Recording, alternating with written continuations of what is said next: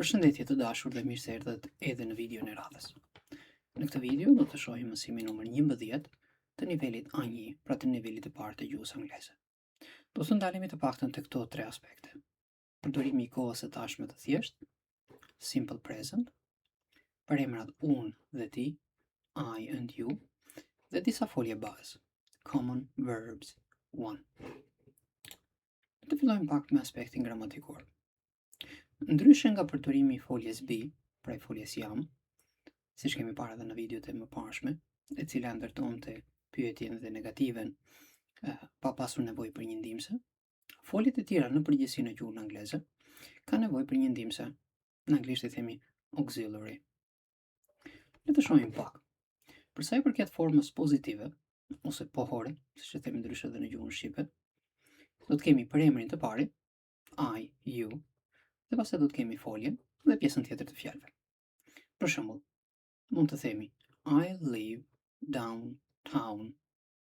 Unë jetoj në qendër. You live near here. Ti jeton këtu afër. Nëse shikoni pak, ndryshe nga gjuha shqipe, foljet në përgjithësi nuk ndryshojnë, të paktën për sa u përket përemrave I and you. Pra do themi I live, you live. Do të shohim pastaj tek veta e tretë njëjës, tek ai, ajo, he, she, it, do të kemi disa ndryshime. Formën negative si do ta formojmë? Duke përdorur foljen do si ndihmëse, si auxiliary, dhe duke i shtuar asaj not. I don't live downtown. Unë nuk jetoj në qendër. You don't live near here. Ti nuk jeton këtu afër. Përdorimi i foljes do, don't në rastin tonë, meqenëse është forma mohore, pra forma negative, është ndihmëse, kështu që nuk e përkthejmë në gjuhën tonë. E njëjta gjë do të ndodhi edhe kur bëjmë formë pyetëse, kur bëjmë pyetjen. Foljet e tjera, përveç foljes be dhe disa folje të tjera që ne do t'i marrim në mësimet në vazhdim, shumica e foljeve në kohën e tashme të thjeshtë, pra kur flasim për gjëra të përgjithshme, ka nevojë për ndihmësen kur bëjmë pyetjen do. Edhe këtu në pyetje nuk e përkthejmë në gjuhën shqipe, sepse vendoset si auxiliary, pra si ndihmëse, për të ndërtuar formën pyetëse. Do you live near here? A jeton ti këtu afër? Është e rëndësishme të mbajmë mend diferencën. Për shembull, nëse kthehemi edhe pak më përpara, kur ne morëm foljen jam, pra foljen be, ajo nuk ishte nevojë për një ndihmëse. Dhe për të bërë pyetjen, do të dilte përpara përemrit. Për shembull, nëse unë do t'ju pyesja juve nëse je student, do thoja are you a student? Pra nuk ishte nevojë për foljen për ndihmëse do, por do të vendosja formën are të foljes be përpara përemrit. Are you a student? Në rastin e foljeve të tjera, ose shumicës së foljeve, kemi nevojë për këtë ndihmëse. Përgjigjja e shkurtër pozitive dhe negative do të vini re, ndërkohë që ecim para dhe me nivelet, se në gjuhën angleze, në disa aspekte, gjërat funksionojnë në të njëjtën mënyrë. Çfarë do të them? Folja që ne do përdorim si ndihmëse ose gjysmë ndihmëse për të ndërtuar pyetjen, ajo do përdoret edhe në përgjigjen e shkurtër pozitive ose negative qoftë. Pra nëse ne përdorim ndihmësen do për të ndërtuar pyetjen, edhe përgjigja do të jetë e tillë. Pra do you live near here? Yes, I do. No, I don't. Sigurisht, këtyre pyetjeve ne mund të përgjigjemi edhe thjesht me yes ose no. Të dy janë të pranueshme. Atëherë, kur do ta përdorim kohën e tashme të thjeshtë, ose siç i themi në anglisht simple present, ata që ndoshta po studiojnë në versionin britanik mund ta dëgjojnë si present simple, pra në vend se simple present, present simple, është e njëjta gjë. Është e rëndësishme që ndërkohë që kalojmë nga një nivel te tjetri, nga një mësim te tjetri, të kushtojmë vëmendje aspekteve gramatikore, jo vetëm se si formulohen, por edhe ku përdoren. Kështu që do të kemi mundësi të dallojmë kohët ose dhe format e ndryshme në përgjithësi, t'i dallojmë njëra nga tjetra. Kur e përdorim kohën e tashme të thjeshtë, shikoni pak në të djathtë, ju lutem. Se si thot përkufizimin në anglisht. We use simple present to talk about habits and general truths. Pra, ne përdorim kohën e tashme të thjesht për të folur për zakone, habits, and general truths, dhe të vërteta të përgjithshme. Pra, nëse duam të flasim për diçka që është zakon, ose është e vërtet, për shembull, unë jetoj në qendër, ose jetoj ose nuk jetoj këtu afër, janë gjëra të vërteta. Do të përdorim pra gjëra të përgjithshme të vërteta. Do të përdorim këtë formë. Edhe këtu kemi të dy shembuj të tjerë. I drink coffee. Unë pi kafe. I live in London. Unë jetoj në Londër. Pra janë të vërteta të përgjithshme. Aspekti i dytë, çfarë na tregon? Simple present positive is the same for I and you. Forma pozitive, pohore, e kohës tashme të thjesht është e njëjtë për I, pra për unë, dhe për ti. Okay? Simple present negative for I and you do të formohet në këtë formë. Pra, koha e tashme e thjesht, forma negative, mohore, për unë dhe ti, do të formohet duke vendosur do not, ose shkurtuar don't, plus foljen. Example, shembull, I don't have children. Unë nuk kam fëmijë. Okay? Nuk mjafton të vendosim vetëm not, siç e bëni te folja B. Pra do të ishte gabuar nëse dikush do thoshte I not have children ose I know have children. Pra forma saktë do të ishte me don't. Le të ecim pak më tej. Në të majtë këtu lart kemi na tregon pak formën e shkurtër dhe formën e gjatë. Forma e gjatë është do not, forma e shkurtër është don't. Pra D-O-N apostrof dhe T. Të dy janë të sakta. Aty ku duhet bëjmë pak kujdes, si do shikojmë pastaj në nivelet në vazhdim, është kur nëse do flasim në formën formale ose informale, ose do të shkruajmë një letër ose email. Okay? Për sa i përket pyetjes, simple present question, pyetjes, do ta formojmë në këtë mënyrë. Do vendosim do në fillim, pastaj për emrin, I ose you, dhe pastaj do të vi folja. Example, një shembull.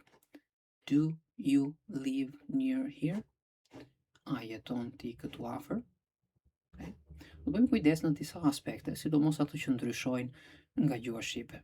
Në disa raste në gjuhën shqipe ne mund të mjaftohemi vetëm duke ngritur zërin në fund, ndërkohë që bëjmë pyetjen, dhe të kuptohet që bëjmë pyetjen. Në anglisht nuk mjafton vetëm kjo.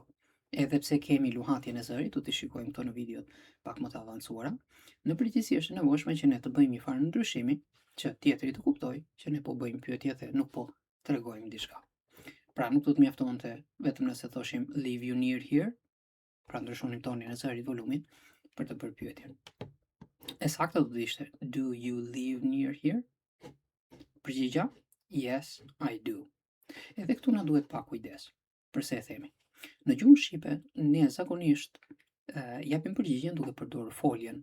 Për shembull, se dikush ne do na pyeste a jeton këtu afër, si do të përgjigjeshim? Normalisht do të përgjigjeshim po jetoj. Pra po dhe përdorimin e foljes. Në anglisht do të bëjmë kujdes. Nuk mund të përdorim foljen. Pra nuk mund të themi yes, I live. Okay? Tjetri do na kuptonte, sigurisht, nuk është se po ndryshojmë shumë, por nuk do të ishte forma e saktë. Forma e saktë do të ishte yes ose yes, I do.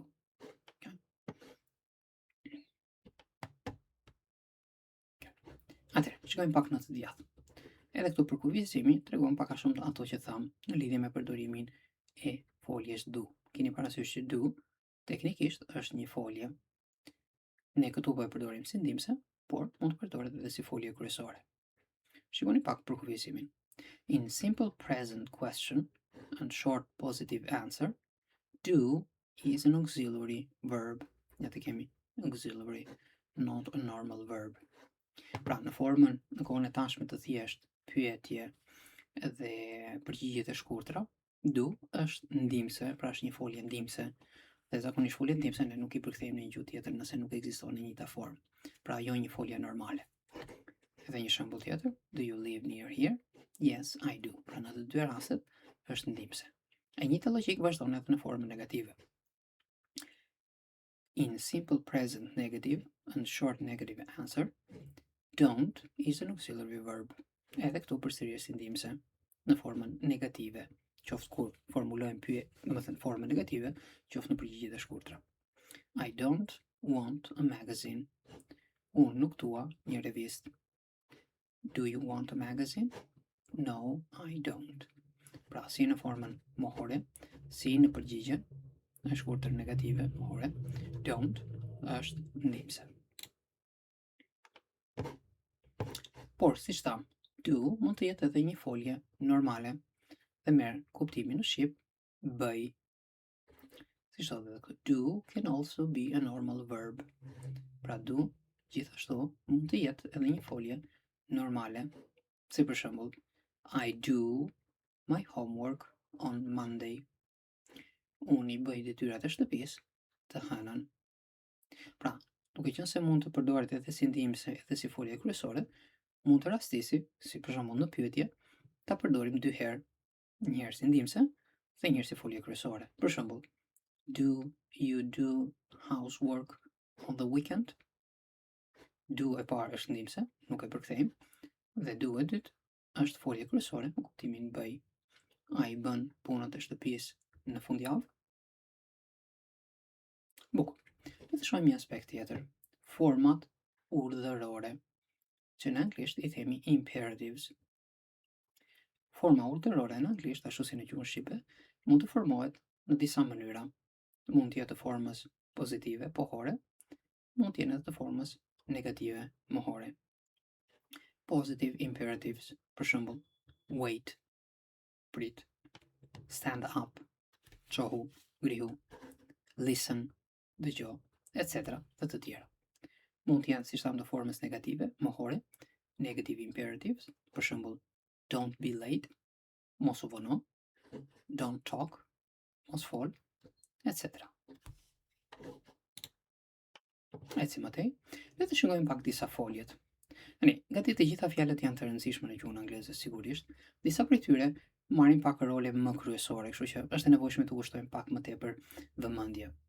Dhe ato fjalë që kanë nevojë pak më tepër vëmendje, në përgjithësi janë foljet. Foljet në përgjithësi, për ta bërë të thjeshtë për nivelin ku jemi, i mendoni në mënyrë të tillë se ndonjëherë mund të jetë e vështirë të dallojmë se cila fjalë ka rolin e foljes, emrit, mbiemrit dhe kështu me radhë. Është normale, edhe në gjuhën shqipe nuk është se mbajmë mend të gjitha, të jemi realist. Foljen, për të bërë një përkufizim të thjeshtë, për ta gjetur, atëherë mund ta mbani mend në këtë mënyrë. Nëse fjala tregon veprimin, atëherë ka shumë gjasa që të jetë një folje.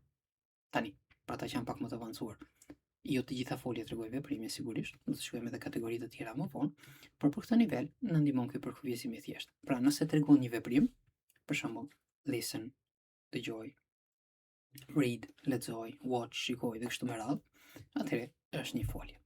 Le të shohim disa prej tyre. Kemi foljen dhe gjithashtu kemi edhe një fjali të shkurtër për ta vendosur në praktikë. Live. Dhe po të shikoni në për ata që ndoshta po shikojnë për herë të parë këtë video dhe nuk kanë parë videot e mëparshme, përveç se zakonisht kur marrim fjalë të reja, jam munduar që përveç se të vendos fjalën se si shkruhet, gjithashtu mbas fjalës se si shkruhet do të keni edhe simbolet që tregojnë se si lexohet. Kuptohet, na duhet pak kohë derisa ta mjetojmë me këto simbole, por një herë që jemi ambientuar, është më lehtë pastaj të kuptojmë në një fjalë se si thuhet, sidomos kur nuk e kemi dëgjuar ndonjëherë dhe shikojmë në një fjalor. Live, jetoj, si për shembull, live in a house, jetoj në një shtëpi. Have, kam, have children. Një informacion shtesë në lidhje me have, do të shikojmë më vonë që disa fjalë mund të kenë edhe 2 ose 3 ose ndoshta ndonjëherë edhe më shumë përdorime në gjuhën angleze, kështu që edhe kuptimi i tyre do të jetë pak më ndryshe edhe në anglisht, por kuptohet edhe për kur i përkthejmë në shqip. Një prej tyre është edhe folja have. Sigurisht ne në varësi të nivelit ku jemi, do të marrim kuptimin që na nevojitet për atë nivel. Për momentin e shikojmë me kuptimin come, have children, come fëmijë, watch, watch, shikoj. I vini re si të dyshi, të aspektit e të mënyra se si e themi, kemi disa simbole të cilat nuk janë shkronja të mirëfillte, pra nuk e shikojmë si shkronja. Një prej tyre është e folja have, që kemi an dhe en të bashkuar, dhe kjo do thuhet diçka ndërmjet as dhe es. Nuk themi have, themi have. I njëjta që edhe te folja watch. Po të shikoni, kemi këtë simbolin këtu. Ky simboli, përveç dy pikave që na tregojnë që është pak i gjatë si tingull, do të thotë që është diçka ndërmjet as edhe os. Tani, ajo që unë sugjeroj studentëve të mi është që nëse kanë vështirësi fillimisht të ambientohen me këto tingujt, në varësi të fjalës mund të anojnë pak nga shkronja që tingullon më mirë. Për shembull, ose mund të anojnë pak më tepër nga oja, ose nga aja, ose nga eja, në varësi të fjalës. Derisa, sigurisht kjo nuk është zgjidhje ideale, por derisa të arrijnë të ambientohen me këto tinguj që në përgjithësi nuk ekzistojnë në gjuhën shqipe. Edhe pse ne si shqipfolës kemi gjë të mirë që shumica e tingujve ekzistojnë në gjuhën tonë, por ka disa që ne nuk i kemi, siç janë edhe këto dyja. Pra, bashkimi as dhe es dhe bashkimi i as dhe os. Watch TV, shoh televizor. Pastaj kemi listen, dëgjoj. E vini re që te folja listen nuk e themi tën. Këto quhen shkronja të heshtura, silent. I shkruajmë, por nuk i themi. Listen to the radio, dëgjoj radion. Read, lexoj. Read the newspaper, lexoj gazetën. Tani, për mos u ngatruar, unë po i aplikoj për veten time, por kuptohet e njëjtë logjik pasaj mund të aplikojnë edhe për të tjerët. You read, ti lexon. Okay? 6. Eat, ha. Eat fast food, ha ushqim të shpejt, ose më referohet të keni parasysh ushqimeve të cilat blejmë në fast food. Make, bëj, si make breakfast. Ok, të ndalemi pak këtu. Make breakfast, bëj mëngjes. Pak më përpara unë përmenda që edhe do kishte kuptimin bëj. Se për shembull, do homework, bëj detyrat e shtëpisë. Tani shikojmë që edhe folja make ka po të njëjtin kuptim. Tani, nuk do të ndalemi shumë sepse jemi në nivelin e parë, kështu që nuk do të futemi shumë në detaje, sepse detajet do t'i shikojmë në varësi të niveleve ku jemi. Okay? Por mund të ndodhi që fjalë të ndryshme në anglisht të kenë të njëjtin përdorim, ose të paktën ne t'i përkthejmë në të njëjtën mënyrë në gjuhën shqipe. Më vonë pastaj do të shikojmë diferencën se ku përdoret njëra dhe ku përdoret tjetra. Tani për momentin mjaftohemi të mësohemi me këto aspekte. Për shembull, në lidhje me homework dhe housework, pra detyrat e shtëpisë dhe punët e shtëpisë, ne do përdorim do. Në rast se u përket për shembull vakteve, si breakfast, mëngjesi, do të përdorim make. Pastaj kemi drink, pi, si drink coffee, pi kafe. Vazhdo më tej, të nënta kemi speak, flas, speak English, flas anglisht, want,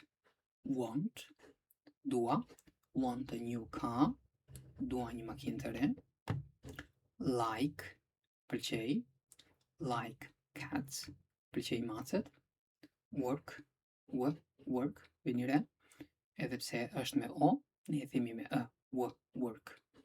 Work in a store, punoj në një dyqan. Study, studioj, si study Spanish, studioj spanjisht. Dhe go, vini re që ka një u, go to a museum, shkoj në një muze. Nëse keni nevojë në lidhje me shqiptimin, e keni të lehtë që ta riktheni videon pak sekonda mbrapa dhe t'i ridigjoni edhe një herë. Pastaj për çdo gjë, mund të shkruani edhe në koment për çfarë lloj sugjerimi. Në le të shohim pak disa nga këto foljet, por edhe përdorimin e kohës së tashme të thjesht në praktik. Do të kemi një dialog tek stilisti, tek berberi, dhe bisedën që bëjnë aty. Atëherë kemi hairstylist, stilist ose parukier, dhe customer, klient. Ku është h-ja, është hairstylist i flet, dhe ku është si, c-ja, do të jetë customer, klienti. Hello, is this your first time here? Përshëndetje, është kjo hera e parë këtu? Yes, it is. Po. Do you live near here? Vini re se si kemi aplikimin e foljes ndihmëse do. A jeton këtu afër? No, I don't. I live downtown. Jo, jetoj në qendër. Oh, nice. So, do you want long hair? Short hair? Oh, sa mirë thot. Atëherë, so, janë disa fjalë që ne i vendosim në fillim të fjalës, që zakonisht nuk i përkthejmë. Mund të përdoren për të, sikur themi, për të thyer të akullin, për të nisur bisedën, njëherë disa i përdorin edhe për të marrë disa sekonda që të mbledhin të formulojë mendimin që ka në mendje se si ta shprehë. Pra e pyet, a dëshiron flokë të gjatë, flokë të shkurtër? Përgjigja, I don't know. Nuk e di. Something different. Diçka ndryshe. Vazhdon e pyet përsëri, do you want a coffee? A dëshironi një kafe? A doni një kafe? No thanks. I don't drink coffee. Jo, faleminderit, unë nuk pi kafe. Do you want a magazine? A dëshiron një revistë? Yes, please. Oh, look. Madonna's Children. Po, të lutem. Pastaj me sa duket shikon Madonna në revistë dhe thot shiko fëmijët e Madonnas. E pyet, do you have children? A ke fëmijë? Yes, I do. I have 2 boys. Po, kam 2 djem. How old are they? Çfarë moshe kanë ata? 8 and 10. 8 dhe 10. Okej, pasi përfundon flokët, do you like it? A të pëlqen? Kjo ishte dhe biseda. Kuptohet pastaj, mundohemi që edhe ne t'i vendosim në praktik sa herë që është e nevojshme, kështu që krijojmë ose kërkojmë ose edhe shfrytëzojmë çfarëdo lloj situate që mund të kemi për t'i vendosur në praktik duke folur me të tjerë, qoftë në prezent, qoftë tani duke qenë se shumica përdorin edhe internetin, duke komunikuar me të tjerë. Sa më shumë t'i praktikojmë, më të lehtë do ta kemi t'i mbajmë mend. Ju falenderoj për vëmendjen, dëgjohemi në videon e radhës.